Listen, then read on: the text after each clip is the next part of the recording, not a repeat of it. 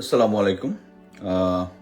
সকালে ঘুম থেকে উঠেই প্রথমেই দেখলাম যে জুলকারনাইন স্যারের একটা স্ট্যাটাস দেখলাম যে সেনাবাহিনীর ৫ সদস্য মায়ের ডাকের যে প্রধান আছেন সানজিদা, ওনার ভাইকে ধরে নিয়ে গেছে ৫ জন সেনা সদস্য। আমি বিট কনফিউজ হয়ে গেলাম যে সেনা সদস্য বলা মানে হচ্ছে, তার মানে হচ্ছে they were in uniform probably. যেহেতু এখন মাঠে যৌথ বাহিনী কাজ করছে, সেনাবাহিনী মাঠে কাজ করছে, সো সেনাবাহিনী গিয়ে ধরবে এবং ধরে তার সাথে খারাপ ব্যবহার করেছে, এটা প্রিটি ডিস্টার্বিং। মানে সেনা সদস্যদের এরকম করার কথা না। এমন যদি হতো যে ডিজিএফআইতে তো সেনাবাহিনীর অফিসার আছে, তারা করেছে বা কেউ করেছে, বাট সরাসরি সেনাবাহিনীর নাম ব্যবহার করে একজনকে তুলে নিয়ে যাওয়া, তাও আবার যারা মায়ের ডাক সংগঠনটা আমরা জানি যে এটা গুম বিরোধী একটা, যারা গুমের বা হত্যার শিকার হয়েছে তাদের পারিবারিক একটা সংগঠন। এই সংগঠনের যে মেইন সানজিদা তার ভাইকে নিয়ে যাবে, এটা মেনে নেওয়া যায় না। আমার মনে হয় সেনাবাহিনী যেহেতু নামটা ব্যবহার হয়েছে এবং জুলকারনাইন হওয়ার সাথে সাথে আমি দেখলাম এটা বিপুল শেয়ার হয়েছে, আমিও শেয়ার করেছি আমার বলে। সেনাবাহিনী নিশ্চয়ই এটার একটা এক্সপ্লেনেশন দিবে যে সেনাবাহিনী বা আমি যেটা ধারণা করি যে যেটা হতে পারে সেটা হচ্ছে অনেক সময় এই ধরনের অভিযান চলাকালে বিভিন্ন লোকজন মিস ইনফরমেশন করার চেষ্টা করে, হয়তো বা কেউ চক্র তার নামে কোনো কিছু ইনফরমেশন দিয়েছে, বাট কথা হচ্ছে সেনাবাহিনীর সদস্য আবার খারাপ ব্যবহার করেছে তাদের সাথে। এইটাও একটা পয়েন্ট হতে পারে যে হয়তো বা ডেলিভারেটলি তারা গিয়েছে। এনিওয়ে, আমরা অপেক্ষা করতেছি এই জিনিসটা একটা এক্সপ্লেনেশন পাওয়ার জন্য সেনাবাহিনী থেকে। সেনাবাহিনীর আমি এইটুকু বলতে পারি যে সেনাবাহিনীকে দুর্নাম করার চেষ্টা একটা মহল করতেছে, তাতে কোনো ডাউট নাই। আমাকেও হয়তো বা অনেকে এটার সাথে ইনক্লুড করতে পারেন, যেহেতু আমি সেনাবাহিনীর বিভিন্ন সমস্যা নিয়ে কথা বলি। বাট একটা জিনিস মনে রাখতে হবে যে আমি নিজেও যখন সেনাবাহিনীতে ছিলাম, গোয়েন্দা সংস্থায় ছিলাম, তখন এরকম রিটায়ার্ড লোকজন যখন বিভিন্ন সেনাবাহিনীর সমস্যা নিয়ে লিখতো, আমরা বিরক্ত হতাম। কিন্তু আমি মনে করি সেই একই কাজ আমি করতেছি এটা আমি বলবো না, কারণ গত 16-17 বছরে সেনাবাহিনী এই আওয়ামী লীগের আন্ডারে যে মনস্টারের রূপ নিয়েছে তা ধীরে ধীরে হয়তো বা এই 5ই আগস্ট আন্দোলনের পরে কিছুটা ভাবমূর্তি উদ্ধার করেছে, বাট স্টিল আমরা সবসময় বলে আসছি যে যারা গুম খুন বা অন্যান্য অপরাধের সাথে জড়িত তারা স্টিল এখনো চাকরিতে আছে। সামান্য কিছু লোকজন অ্যারেস্টেড হয়েছে বা চাকরিচ্যুত হয়েছে। এনিওয়ে, আমি এখন আরো একটা তথ্য বলবো। আমরা সবাই জানি যে আমাদের মাননীয় প্রধান উপদেষ্টা ডক্টর প্রফেসর ইউনূস নিউ ইয়র্কে এসেছিলেন। জাতিসংঘ নিরাপত্তা পরিষদে ওখানে ভাষণ দিন, বিভিন্ন বিশ্ব নেতৃবৃন্দের সামনে বক্তব্য রাখেন এবং বক্তব্যটা সবারই সমাদৃত হয়েছে, সবাইকে অনুপ্রাণিত করেছে, আমাকে অনুপ্রাণিত করেছে। But at the same time আমি তো কন্টিনিউয়াস বলে আসছিলাম যে সেনাবাহিনীর ভিতরে তার ডক্টর ইউনূসের কোনো কন্ট্রোল নাই, কারণ সে অনুযায়ী কোনো ব্যবস্থা উনি নিচ্ছেন না এখন পর্যন্ত। সেই যারা ফ্যাসিবাদের দোসর যারা ছিলেন, যারা হেলিকপ্টার থেকে গুলি করেছেন, তারা স্টিল সেনাবাহিনীর সদস্য, still they are serving. Helicopter থেকে গুলি শুধু না, তারপরে যারা আমরা দেখেছি ব্রিগেডিয়ার ইমরানের নেতৃত্বে জনগণের দিকে গুলি করতেছিল, আরও অনেক অফিসারকে আমরা দেখেছি, তাদের এগেইনস্টে এখন পর্যন্ত কিছুই করা হয়নি। তো সেই সূত্রে আমরা সবসময় বলে আসছি। বাট আমি যেটা জানতে পারলাম এবং মাল্টিপল সোর্স থেকে কনফার্ম করলাম, সেটা হচ্ছে আমরা সবাই জানি ডক্টর ইউনূসের সাথে আমেরিকার একটা ভালো সম্পর্ক আছে, এবং সেই অনুযায়ী আমরা যেটা বারবার হ্যামার করছি, আমি তো মোটামুটি প্রতিটা আমার টক শো, প্রতিটা আমার ইন্ডিভিজুয়াল যে লাইভগুলো আছে সেটাতে বলেছি, প্রফেসর ইউনূস সম্ভবত একটা প্রেশার পেয়েছেন আমেরিকান কাছ থেকে। সেটা হচ্ছে যে তারা একটা লিস্ট দিয়েছেন যে সমস্ত অফিসাররা গুম খুন এবং অন্যান্য অপরাধের সাথে জড়িত তাদের বিরুদ্ধে যদি ব্যবস্থা গ্রহণ না করা হয় তাহলে আমেরিকা হয়তো বা তাদেরকে স্যাংশন দিতে পারে। হ্যাঁ, আমি আবার বলি, স্যাংশন দিতে পারে। সো আমি আশা করছি যে প্রফেসর ইউনূস দেশে ফেরত যাওয়ার পরেই অ্যাটলিস্ট 7 থেকে 10 দিনের মধ্যে এই অ্যাকশনগুলো আমরা দেখতে পাবো। আমি আবারও বলছি যে প্রফেসর ইউনূস যদি সেনাবাহিনীর উপরে প্রত্যক্ষভাবে তার প্রভাব যেটা আছে, যে কন্ট্রোল যেটা আছে, ওটা যদি ধরতে পারেন তাহলেই উনার যে এই সময়কাল, তার যে শাসন আমল যেটা আমি বলবো সেটা স্মুথ হবে। এখনো আমি যারা আমাদের বিরুদ্ধে মানে হচ্ছে আমরা যে সমস্ত জিনিস প্রচার করি এই ইউনূস সরকারের বিরুদ্ধে, বিভিন্ন জিনিস পাঠায়, আমাকে ইনবক্সে পাঠায়, আওয়ামী লীগের লোকজন এখন আমাকে পাঠায় যে আওয়ামী লীগের এই professor Yunus Sarkar is failing, এবং আরও অনেকেই দেখছি, পিনাকি দাদাও বলছেন প্রফেসর ইউনূসের এই গভর্নমেন্টের এগেনস্টে, এবং উনি যে সমস্ত জিনিস সহি বলছেন, তারপরেও আমি মনে করি যে এখনই আমরা প্রফেসর ইউনূসের সরকারকে ওইভাবে নিন্দা করব না, কারণ অনেক ধরনের শর্টকামিংস থাকে প্রশাসনের উপরে ওঠার পরে যে জিনিসটা বোঝা যায়। বাট আমরা সবসময় চাই, জনগণ যারা আমরা চাই ট্রান্সপারেন্সি থাকুক। আমি মনে করি যে প্রেশারটা আমেরিকা থেকে এসেছে সেই অনুযায়ী যদি উনি এই সেনাবাহিনীর এই মাসল পাওয়ার যারা ছিল আওয়ামী লীগের, তাদেরকে যদি চাকরিচ্যুত এবং আইনের আওতায় আনেন তাহলে এই সমস্যার অর্ধেক সমাধান হয়ে যাবে। এখনো আওয়ামী লীগের যারা পান্ডা আছে, এখন আমরা আজকে একটা ছোট্ট ভিডিও দেখলাম, কোন এক মডেল নাকি রাজু ভাস্কর্যের সামনে ওই কেক নিয়ে গেছে শেখ হাসিনা জন্মদিন উপলক্ষে, এবং তাকে সবাই বিভিন্ন ধরনের অপমানজনক কথাবার্তা বলেছে। আমরা সাধারণত তিনি নারী যেহেতু হয়তোবা উনি মব জাস্টিসের পাল্লায় পড়েন, নাহলে চর চাপ্পর খাইতে হইতেন, এটা আমি যেটুকু বুঝি বাংলাদেশের মানুষের যে এখন যে আবেগের যে অবস্থাটা। বাট আমেরিকানরা অ্যাকচুয়ালি দুইটা জিনিস বলেছে, একটা হচ্ছে মিলিটারি, একটা হচ্ছে সংবিধান সংশোধন। যেটা সংবিধান সংশোধন ব্যাপারে আমি বিশেষ কিছু বলবো না, এটা একটা প্রায়োরিটি। এটা প্রফেসর ইউনূস নিশ্চয়ই যারা এটার উপর স্পেশালিস্ট তাদের কথাই বলবেন, তাদের মাধ্যমে জিনিসটা ব্যবস্থা গ্রহণ করবেন। তবে আমার কাছে লেমম্যান হিসেবে সংবিধান সংশোধনের একটা জিনিস আমার কাছে খুব মনে হয়, যেটা বোধহয় গণতান্ত্রিক না, সেটা হচ্ছে যে মনে করেন আমি এক জায়গার এমপি, আমি আওয়ামী লীগের ব্যানারই মনে করলাম যে আমি একজন এমপি, এবং আমি মনে করি যে আমাকে তো আমাদের স্থানীয় লোকজন তো ভোট দিয়ে আমাকে নির্বাচিত করেছে, আমি জনপ্রতিনিধি। সো এখন আওয়ামী লীগ একটা খারাপ কাজ করলো, আমি এটার বিরোধিতা করলাম, আমি ওইটার এগেনস্টে পার্লামেন্টে ভোট দিলাম, অথবা সাথে সাথে আমার জনপ্রতিনিধি থেকে আমি খারিজ হয়ে গেলাম। এইটা কি গণতন্ত্র হলো? কারণ আমাকে তো স্থানীয় লোকজন আমাকে ভোট দিয়ে করেছে, ভোট দিয়ে আমাকে এমপি নির্বাচন করেছে, তাই না?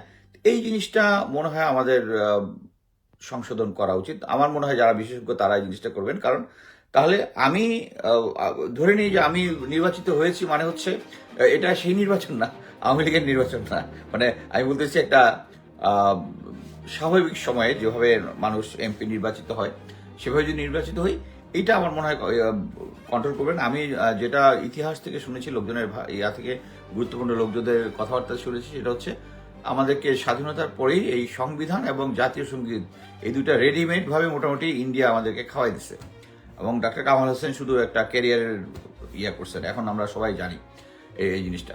সো আমি মনে করি যে এই সরকারের এই যে এখনো যারা আওয়ামী লীগের আছে আশা করতেছেন, আমাকে একজন অ্যাকচুয়ালি কঠিন আওয়ামী লীগের লাগাতার এই সরকারের ব্যর্থতার বিভিন্ন ভিডিও, সবচেয়ে অবাক কাণ্ড হচ্ছে পিনাকি দাদার ভিডিও আমরা সবাই খুব পছন্দ করি। এই শেখ হাসিনার ফলের ভিতর তার যে অবদান আছে, তিনি যে গ্রাউন্ড প্রিপেয়ার করেছেন তা অবিস্মরণীয়। সেই পিনাকি দাদার ভিডিও এখন আমাকে আওয়ামী লীগের লোকজন পাঠায় যে আর বেশি দিন এই সরকারের স্থায়িত্বকাল নেই। এটাই দুঃখজনক, বাট আমি এত তাড়াতাড়ি হতাশ হতে চাচ্ছি না। আমি মনে করি যে সেনাবাহিনীর যে সমস্ত পান্ডা যারা ছিল এই সরকারের, এগুলাকে যদি রিমুভ করে দেয় তাহলেই বাকি সবার ভিতরে একটা অবস্থা তৈরি হবে যে অ্যাকচুয়ালি ফ্যাসিস্ট হাসিনা সরকার ইজ নো মোর পাওয়ার। নাহলে আপনি দেখেন যে এখনো খতিব চলে আসে, কারণ সে পালায় গেছিল কিন্তু এখনো চলে আসে, কারণ তাদের সমস্ত লোকজন এখনো আছে এবং প্রশাসন থেকে শুরু করে বিভিন্ন জায়গায় আমরা তাদের ভিতরে একটা ফিলিংস আছে। ইভেন আমি বলেছি যে গুরুত্বপূর্ণ বন্দী যারা আছে তারাও আশা করছে যে 1.5 মাসের মধ্যে কিছু একটা হয়ে যাবে। এবং আমরা সবাই এটাই স্প্রেড করেছি মানে আমাদের কাছে তথ্য প্রমাণের ভিত্তিতে যে সেনাবাহিনী যে কোনো সময় ক্ষমতা নিয়ে নিতে পারে। বাট অ্যাট প্রেজেন্ট সিচুয়েশন এটার কোনো সম্ভাবনা আমি দেখছি না যে সেনাবাহিনীর ক্ষমতা নেওয়ার পরিস্থিতি, এটা কোনোভাবেই জনগণও এটাকে ওয়েলকাম করবে না। একটা সময় ছিল যে রাজনৈতিক দলগুলোর অনিয়মের প্রেক্ষিতে জনগণ আশা করতো সেনাবাহিনীর দায়িত্ব গ্রহণ করুক, বাট এই মুহূর্তে কেউ চাচ্ছে না যে, সো এটা সেনাবাহিনীও ভালোভাবে জানে। আমি আরেকটা জিনিস বলি যে আমি বিভিন্ন ইয়াতে বলেছি, সেনাবাহিনীর প্রধান তিনি নিজে চরমোনাইয়ের পীর, তারপরে জামাতের সদস্য এদের সাথে যোগাযোগ করেছেন, কথা বলেছেন এবং তারা ফিউচারে একটা নতুন রাজনৈতিক দল প্লাস ওইটার সাথে তাদেরকে জোট গঠন করে একটা, আমার কাছে যেটা মনে হয়েছে they are trying to counter BNP. যেহেতু বর্তমানে মাঠে বিএনপি সবচেয়ে স্ট্রং, সো তাদেরকে কাউন্টার করার জন্য। এবং আমি সেম জিনিস দেখলাম যে ছাত্ররা যে আন্দোলনের সাথে জড়িত আছে তারাও বিএনপির ব্যাপারে পজিটিভটা। হ্যাঁ, আমরা আওয়ামী লীগ বিএনপি তারা একটার পর একটা দেশ শাসন করেছে, আমাদের ভিতরে প্রত্যেকটা দলের এই পজিটিভ এবং নেগেটিভ পয়েন্ট আছে, যেটা আওয়ামী লীগ সরকার গত 16 বছরে মোটামুটি তাদের মানে তাদের প্রতি জনগণকে বিষয় তুলছে। বাট সো এখানে আমাদের হোক বিএনপি বা অন্য কোনো রাজনৈতিক দল যদি থাকে, বাট এখন পর্যন্ত অন্য কোনো রাজনৈতিক দল কিন্তু দাঁড়াতে পারেনি। এবং আমরা কয়েকদিন আগেও আমি কথা বলেছি যে ছাত্ররা একটা নতুন দল গঠন করার চেষ্টা করছে এবং তারা বিভিন্ন জায়গায় কয়েকটা শহরে ভিজিট করেছে। এবং আমি অ্যাজিউম করেছিলাম যে সম্ভবত সেনাপ্রধান এই ব্যবস্থাপনার সাথে জড়িত, কারণ তারা যখন যাচ্ছে তাদের ওখানে পুলিশ প্রোটেকশন দেওয়া হবে। বাট আমি মাল্টিপল সোর্স থেকে পেয়েছি যে তাদের এই project is a failure, because তারা যখন ছাত্ররা বিভিন্ন গ্রাম জেলাতে যে কটাতেই তারা ভিজিট করেছে ওখানে জনগণের সাপোর্ট পায়নি। একটা জিনিস মনে রাখতে হবে, একটা রাজনৈতিক দল তৈরি হলে এটা জনগণের সাপোর্ট না পেলে হবে না। আমি আগেও বলেছি যে জাতীয় পার্টি এবং বিএনপি এই দুটাই হয়েছে হচ্ছে সরকারে থাকা অবস্থায়, বাট সেই সিচুয়েশন এখন নেই। আমরা যদি একটা রাজনৈতিক দল করতে চাই, আমি মনে করি স্টুডেন্টদের তারপরে একটা রাজনৈতিক দল করা উচিত। মানুষকে যদি আশা জাগাতে পারে একটা রাজনৈতিক দল, যে কেউ করতে পারে, কিন্তু অগণতান্ত্রিক পদ্ধতিতে না। এখন আমরা যদি একটা ম্যানিপুলেট করা শুরু করি যে আমরা ওকে বিএনপিকে উঠতে দিব না, অথবা এই জন্য একটা রাজনৈতিক দল গঠন করতে, দিস ইজ সো রং। দেশের শাসন ব্যবস্থা কি করবে এটা জনগণ নির্ধারণ করবে, রাজনৈতিক দল যেগুলো আছে নির্ধারণ করবে। যদি বিএনপি আসলে না হলে অন্য কোনো দল যদি আসে ওয়েলকাম, বাট আমাদেরকে এই গণতান্ত্রিক সিস্টেমটাকে শ্রদ্ধা করতে হবে। আমরা চাই না যে কেউ এই ম্যানিপুলেশনের পলিটিক্সটা করুক। আমি চাই না। আমি বিএনপি এবং আওয়ামী লীগ দুইটারই সময় আমি সরকারি চাকরিতে থেকে দেখেছি তাদের মধ্যে যে জিনিসটা আছে, বাট আওয়ামী লীগের তার প্রতি আমি একটু বেশি বিষয়ে যাচ্ছি, বিকজ দে আর সো মানে উইথ ইন্ডিয়ার সাথে যে কম্প্রোমাইজটা করে বিএনপি করে না। এটাই হচ্ছে বিএনপির ভালো দিক। বিএনপি এখন পর্যন্ত সিরিয়াস করে না। বাট আমি এটা জানি যে দুইটা দলের মধ্যেই ভারতীয় সিম্প্যাথাইজার আছে, যেটার ব্যাপারে সতর্ক থাকতে হবে। এটাই আমি বলতে চাচ্ছিলাম সোফার, যে স্টুডেন্টদেরকে এই প্রজেক্টটা ফেল করেছে। সো আমার মনে হয় যে আমরা সবকিছু বাদ দিয়ে এমন একটা ইউনুস সরকারকে আমি ফুললি সাপোর্ট দিতে চাই, কারণ আমি চাই যে এমন একটা এনভায়রনমেন্ট আসুক যেখানে সত্যিকারের গণতন্ত্র প্রিভেল করবে। গণতন্ত্র প্রিভেল মানে হচ্ছে একটা 5 বছর পরে পরে একটা নির্বাচন হবে, নির্বাচনে যারা সরকারে আসে তারাই সরকার গঠন করবে। আমাদের শুধু দরকার হচ্ছে 5 বছর পর পরে এই সংবিধানকে হাতে রেখে কেউ যেন স্বৈরাচার না হয়ে যায়, এবং রাজনৈতিক দলগুলো যেভাবে সেনা অফিসার থেকে শুরু করে প্রশাসন সবাইকে দলীয়করণ করে এটা যেন না করে, এটা হচ্ছে আমাদের আশা থাকবে। এটা তো সংবিধানের কোনো নিয়ম করে পারা যাবে না। এটা হচ্ছে আমাদের পার্সোনাল, যারা মিলিটারিতে আছে, প্রশাসনে আছে, তাদের নিজস্ব গ্রিড, ক্যারিয়ার, এই সমস্ত জিনিস। এবং সেনাবাহিনী যেন ধীরে ধীরে ওই আগের যে পজিশন যেটা ওইটাতে যেন চলে আসতে পারে। যারা ভালো কাজ করে, ভালো কেরিয়ার প্রোফাইল, তাদের জন্য প্রমোশন হয়, এইটাই আমরা আশা করতে পারি সেনাবাহিনীর পুরো কি বলে রিঅর্গ বা সংস্কার যেটা চলতেছে ওইটার জন্য। সো আমি মনে করি প্রত্যেকের অবস্থাতে কাজ করবে এবং সেনাবাহিনী এই প্রফেসর ইউনূস চলে আসার পর যদি এই সংস্কারটা হয়, যারা ছিল স্বৈরাচারের সাথে জড়িত ছিল তাদেরকে যদি সরিয়ে দেয়, তাহলে আমি মনে করি যে প্রফেসর ইউনূস সরকারের অর্ধেক সমস্যার সমাধান হয়ে যাবে। বাকি যে যে সমস্ত জিনিস আছে, আমি আরেকটা জিনিস বলতে চাই, সেটা হচ্ছে আমি বিভিন্ন সময় বিভিন্ন তথ্য পাই, সবগুলো আমি শেয়ার করি তাও না, আমি যেগুলো মনে করি যেটা শেয়ার করলে আমাদের মধ্যে একটা ইম্প্যাক্ট আসবে ওইটাই আমি করি। বাট আমি একটা জিনিস বলতে চাই যে দেশপ্রেম এমন একটা জিনিস, সেটার থেকে আমার ব্যক্তিগত ইন্টারেস্ট থেকে মানে দেশের রিকোয়ারমেন্টটা সবচেয়ে বড় হবে। আমি যদি কোনোভাবে, আমরা সবাই জানি যে এনটিএমসি থেকে শুরু করে সরকার এবং ভারত এরা অর্গানাইজডভাবে আমাদের যে গুরুত্বপূর্ণ ব্যক্তিদের ফোন ট্যাপ করতো এবং তাদের পার্সোনাল তথ্য নিত বা তাদেরকে অনেক সময় হানি ট্র্যাপ করতো। এই সমস্ত জায়গায় যারা আছেন, আমি মনে করি যে তাদের কাছে যদি দেশটা বড় হওয়া উচিত। এই ধরনের যদি মনে করেন আপনারা কেউ ব্ল্যাকমেইল হচ্ছেন, আপনাদের উচিত হবে আইদার রিজাইন দেওয়া, না হলে রিয়েলিটি অ্যাকসেপ্ট করা এবং বলা যে আমি এরকম একটা খারাপ কাজ করেছি যেটার জন্য আমি অনুতপ্ত, আমি দেশবাসীর কাছে ক্ষমা চাই। এবং ইউ টেল যারা ব্ল্যাকমেইল করতেছে আপনাকে বলেন গো হ্যাড উইথ ইউর প্ল্যান।